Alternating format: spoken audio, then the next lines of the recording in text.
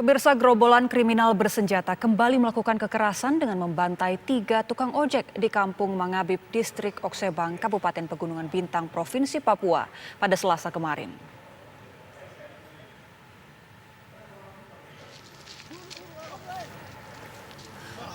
Kelompok kriminal bersenjata menuding ketiga tukang ojek tersebut sebagai mata-mata atau intelijen dari TNI Polri. Namun Polda Papua membantah jika ketiga tukang ojek itu sebagai mata-mata atau intelijen dari TNI Polri yang selama ini memberikan informasi pergerakan dari kelompok kriminal bersenjata atau KKB. Polda Papua menyebut akibat peristiwa itu 3 orang ditemukan tewas dan 3 lainnya berhasil menyelamatkan diri.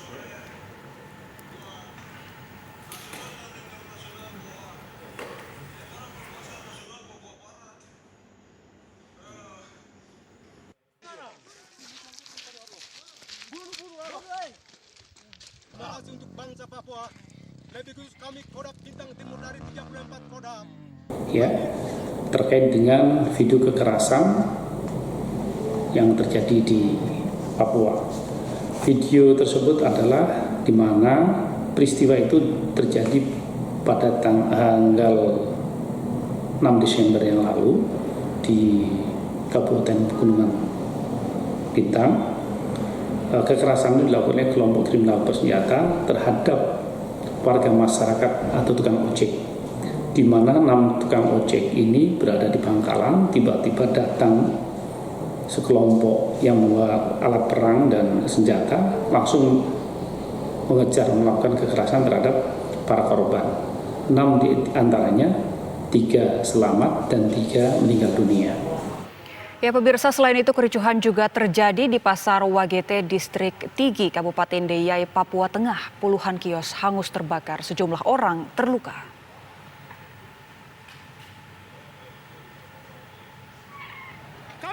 Ini lihat kawan-kawan para Keributan awalnya terjadi di salah satu kios pedagang. Sejumlah orang yang mengetahui keributan tersebut lalu mendatangi kios. Kericuhan akhirnya terjadi sekitar pukul 11 siang waktu Indonesia Timur. Kelompok pelaku membakar kios hingga merembet ke kios lainnya. Pelaku juga ikut menyerang masyarakat lainnya.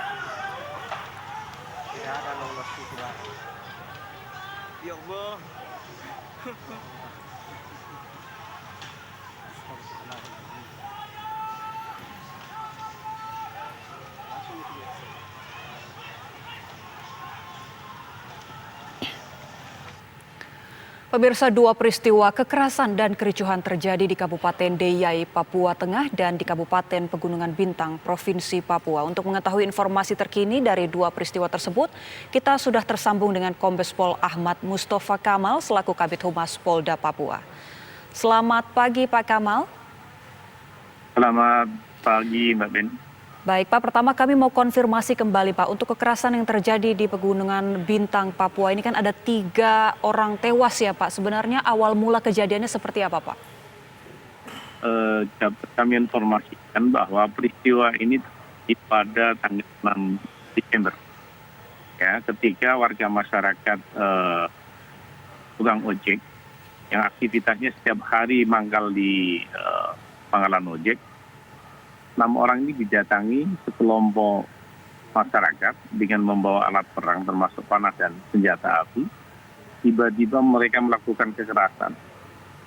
Dari 6 orang itu 3 orang dapat melarikan diri, ya, mengamankan diri sehingga sampai ke pos polisi. Dan waktu itu ketemu dengan beberapa tokoh masyarakat dan diantar oleh warga masyarakat ke kantor polisi. Yang 3 orang selamat, yang 3 orang dianiaya. Nah, saya di Tamboin beberapa hari yang lalu dia posting kembali dengan mengirim rilis ke beberapa rekan-rekan insan pers yang ada di Republik ini. Terus kemudian dengan video-video yang mereka ambil, kemudian mereka posting, mereka viralkan. Ini adalah bentuk teror yang dilakukan oleh kelompok kriminal bersenjata terhadap warga Republik yang ada di tanah Papua. Jadi kami sangat menyayangkan hal ini karena ini bentuk kekerasan. Kami ingin kedamaian di Republik ini, khususnya kami yang ada di tanah Papua. Tentang kasus ini kami masih dalami dan rekan-rekan dari Polres Pegunungan Bintang dengan rekan-rekan TNI dan Satgas Damai Karten masih menelusuri dari jejak para pelaku yang melakukan kekerasan. Karena kita juga sudah dapat data-data dari beberapa nama yang melakukan kekerasan oleh penyidik Polres Pegunungan Bintang yang di-backup oleh Satgas Damai Karten. Itu yang saat ini kita masih akan pengejaran. Ini artinya identitas pelaku sudah diketahui, Pak. Ada siapa saja dan di mana posisinya, Pak? Mereka di Pegunungan Tengah, ini kan masuk dalam Provinsi Pegunungan Tengah, tepatnya di Pegunungan Bintang. Memang ini kan lacuran jalan menuju ke Kiwirok, ya, di mana kita tahu bahwa daerah Kiwirok ini di bulan September 2021 mereka juga warga masyarakat, ya, tim medis mengalami kekerasan oleh kelompok kriminal bersenjata, terus kemudian kita dapat evakuasi ke Jayapura, dan bahkan beberapa warga masyarakat yang ada di sana mengamankan diri dan aktivitas sampai 1 tahun lebih di kota Oksibil atau kota Kabupaten Pegunungan Bintang. Dan 2 minggu yang lalu rekan-rekan dari Satgas Damai Karten dengan Polres dan rekan-rekan TNI menghantar, ya, memberikan kepastian bahwa di Kiwirok semakin kondusif dan beberapa tokoh masyarakat kembali ke sana, karena ketika kami rekan-rekan dari Satgas Damai Karten jumpa dengan warga pengungsi di beberapa titik di Oksibil, mereka mengungkapkan ingin menatalan di kampung halaman. Sehingga upaya-upaya yang dilakukan oleh Pemda Pegunungan Bintang, kemudian Pak Kapolres, rekan-rekan TNI dan Satgas Damai Karten, alhamdulillah sudah terwujud, dan saat ini proses pemantapan dan pembersihan di distrik Kiwirok. Karena ya. Baik, Pak Kamal, selain mengenai kekerasan di Pegunungan Bintang, Pak, ini kericuhan juga terjadi di Pasar Wagete, Kabupaten Deiyai. Benarkah, Pak, 1 orang tewas, Pak, dan siapa identitas korban ini, Pak? Jadi ya, inilah yang provokasi yang sengaja disebarluaskan. Jadi kemarin itu ada seorang warga, terus kemudian mendatangi kios penjual pakaian, kemudian dia mencoba untuk dipakai. Tidak lama kemudian dia mengaku bahwa badannya gatal-gatal. Disitulah terjadi keributan antara pemilik kios dengan pembeli yang baru selesai mencoba pakaiannya.